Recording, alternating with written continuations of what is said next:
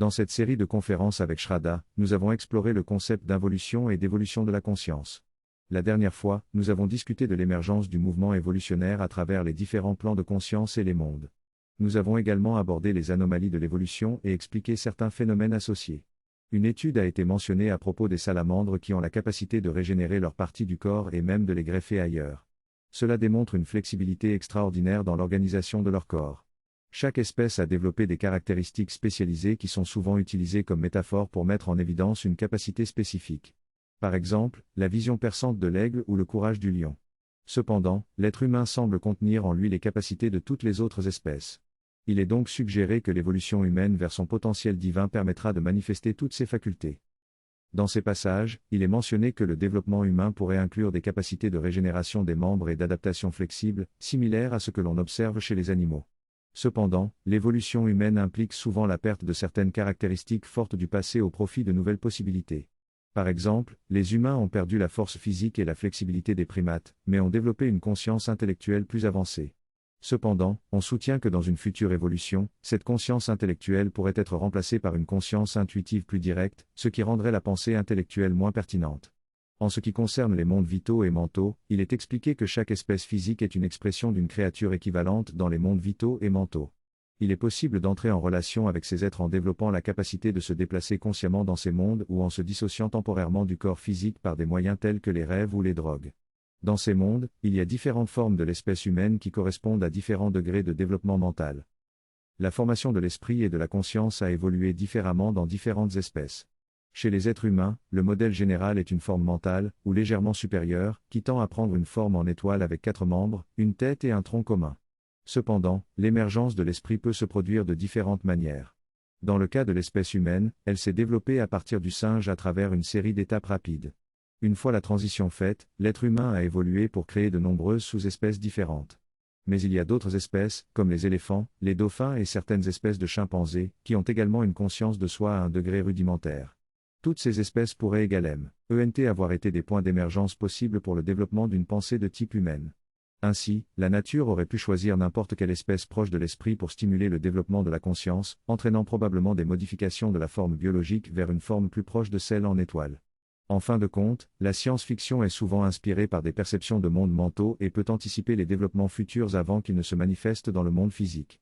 Les échanges d'informations et de ressources peuvent également se produire à des niveaux de conscience plus subtils que le physique. Selon l'auteur, la communication évolue à chaque niveau de conscience. Les arbres communiquent entre eux par leurs racines, leurs feuilles et même par des odeurs. Les animaux communiquent principalement par des signaux et des comportements spécifiques. Chez les humains, la communication évolue également avec des niveaux subliminaux tels que les phéromones, les énergies vitales et même la télépathie. Cependant, le système éducatif a tendance à négliger et à discréditer ces perceptions plus profondes, privilégiant plutôt l'extériorisation de la conscience. Si nous développons ces capacités, il est possible que nous puissions communiquer de manière plus efficace. Par exemple, la répétition de mantras a été utilisée pour travailler sur la conscience du corps et les connaissances peuvent être transmises grâce à une conscience organisée et une réceptivité sans biais. En utilisant ces capacités latentes, nous pourrions communiquer à travers différents niveaux de conscience. La communication entre les êtres humains peut aller au-delà des mots et être basée sur un contact de conscience à conscience. Les enfants, par exemple, absorbent instinctivement la conscience de leurs parents ou de toute personne qu'ils admirent. Cependant, cette communication peut également transférer des tendances et des comportements négatifs. Dans certaines traditions, le savoir révélé est considéré comme une connaissance directement reçue. Cette connaissance est ensuite transmise de manière condensée dans des formes telles que les sutras, qui peuvent être décompressées et comprises différemment selon l'esprit et le tempérament de chaque individu.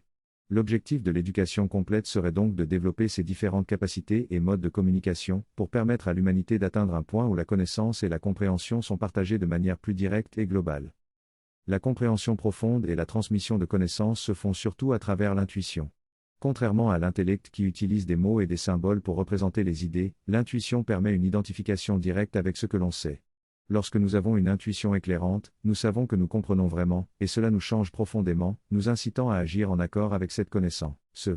Cette intuition est une transmission de connaissances instantanée et puissante, qui va au-delà des mots et des discussions intellectuelles. Dans un futur proche, la communication humaine va de plus en plus se baser sur cette transmission intuitive, qui permet une compréhension et une transformation profonde. Dans cette discussion, il est expliqué comment la communication peut être extrêmement condensée et intuitive. Une simple parole, un geste ou un objet peut transmettre toute l'énergie et la connaissance nécessaires pour résoudre un problème ou accomplir une tâche.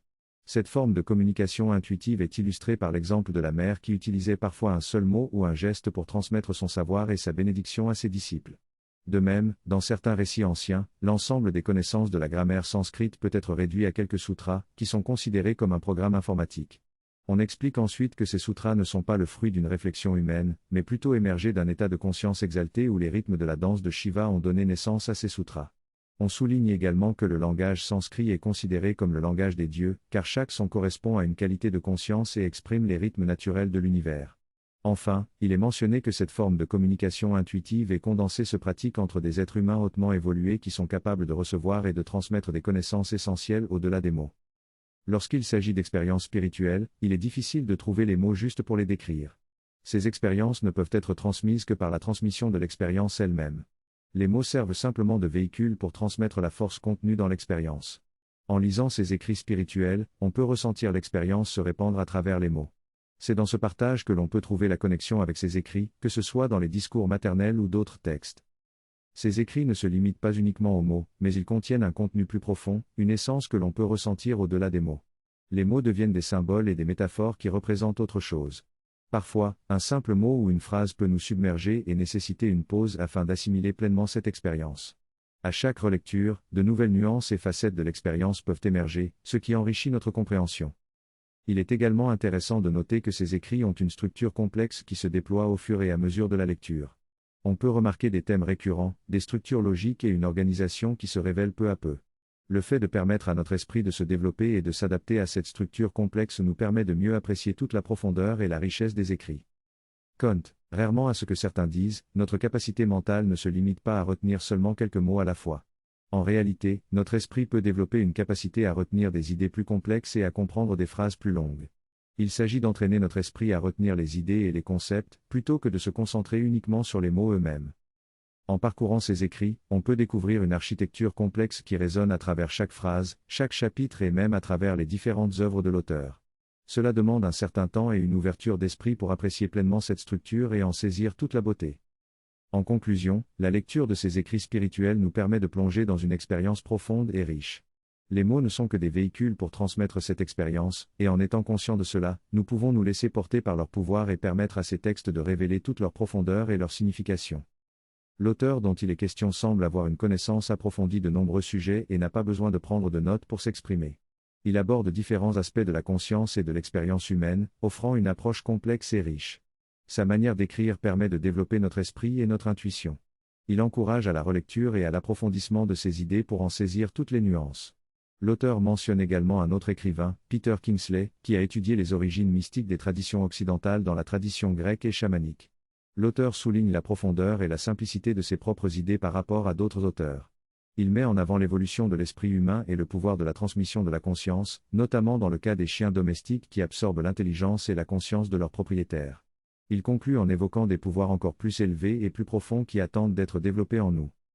Il est question d'un niveau de conscience supérieur que nous pouvons recevoir, intégrer en nous et partager avec les autres. Nous pouvons nous tourner vers cette haute gamme de conscience et l'accepter comme nous le ferions avec notre animal de compagnie, laissant ainsi ses facultés supérieures se développer rapidement en nous. Il est également possible d'entrer en immersion dans la présence divine en lisant quelques lignes d'un livre spécifique. En ouvrant consciemment toutes les parties de nous-mêmes à cette présence, nous recevons cette conscience supérieure et la laissons se développer en nous. Cela entraîne une accélération énorme de notre développement spirituel et de notre capacité de connaissance. Les niveaux supérieurs de conscience commencent à briller et à se développer, tout comme l'intelligence se développe chez un chien qui fréquente les humains. Cette évolution accélérée nous permet d'atteindre nos plus hautes possibilités spirituelles et d'accroître notre pouvoir de connaissance. Les différentes étapes de cette évolution et les pouvoirs de cognition correspondants seront explorés dans la prochaine discussion.